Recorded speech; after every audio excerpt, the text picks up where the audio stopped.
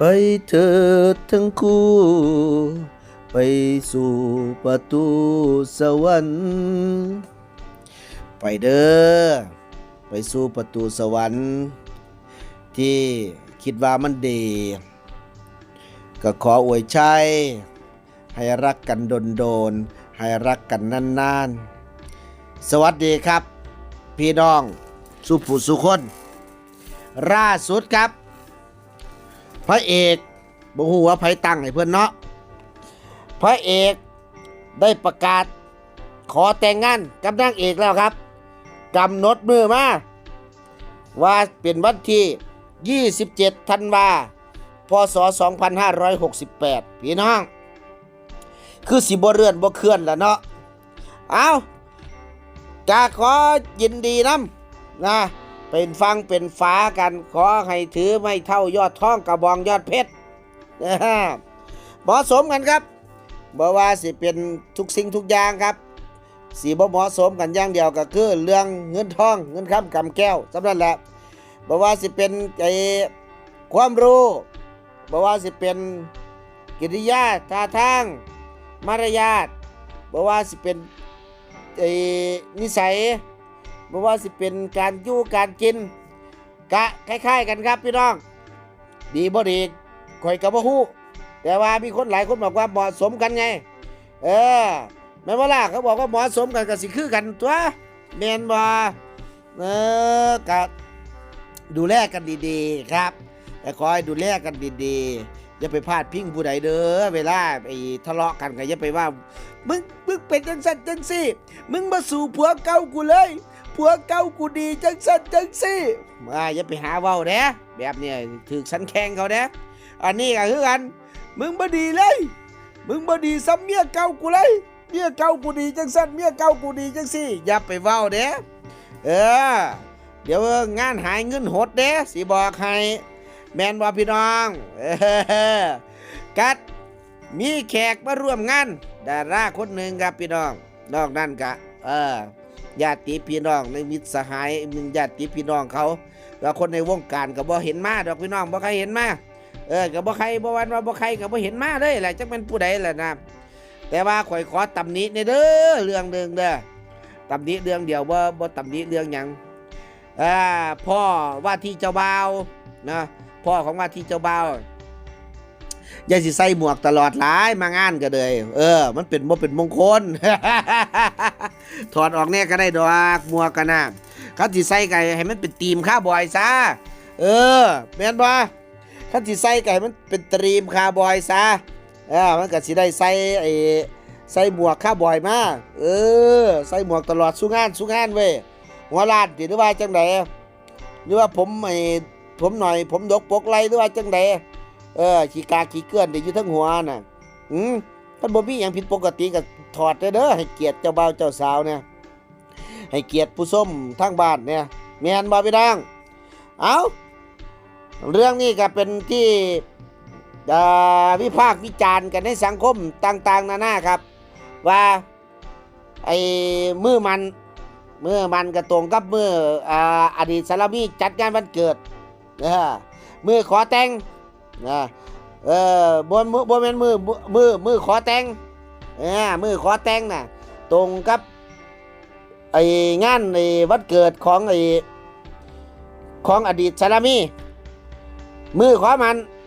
มือมันตรงกับงานวันเกิดลูก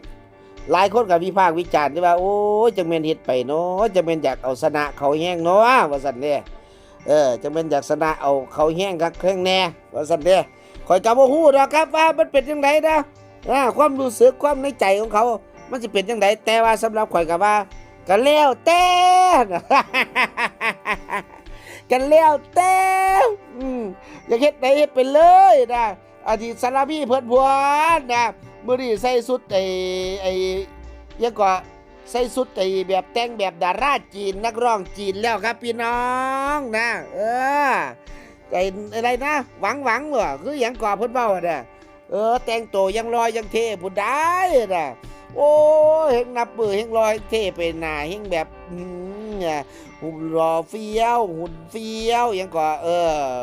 นั่นแหละเฮงรอไปเฮงนับมือเฮงโอ้มีแต่ออร่า มีแต่ผู้รักผู้ใหญ่มาหาวงการบันเทิงกับมาหาบ่แม่นว่าสิเป็นคุณไก่ยังก็สรายุทธบ่หรือว่าวรวุฒิผู้ข่อยก็จำบ่ได้ล่ะคุณไก่น่ะ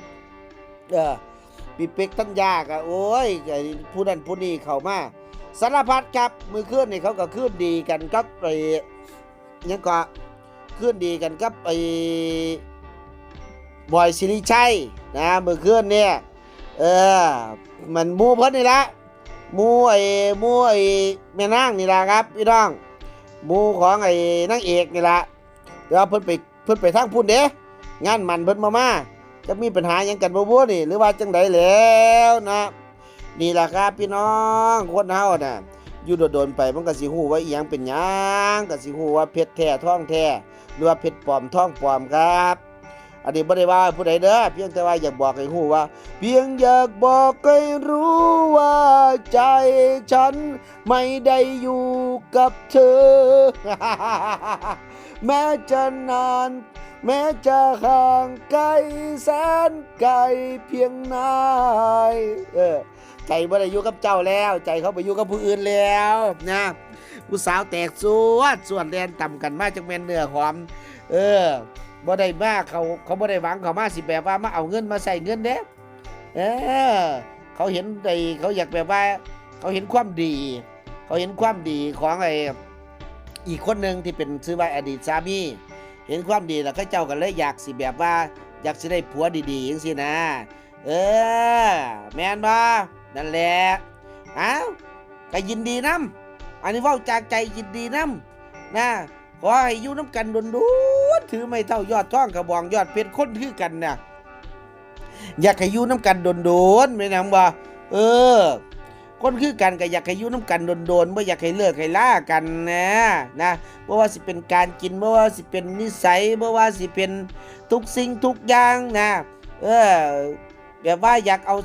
เอาชนะผู้อื่นจังซี่มีความทะเยอทะยานในการอยากเอาชนะจังซี่หรือว่าอาจสิตรงกันทุกๆเรื่องละบ่แม้ว่าจะเป็นเรื่องแบบว่าก็อาจสิตรงกันเพราะว่าไม่หยังคนเฮามันต้องตรงกันได้ใจตรงกันได้มันจังเอากันได้แม่นบ่ล่ะสิมาอยู่ซื่อๆแบบไม่เอาละ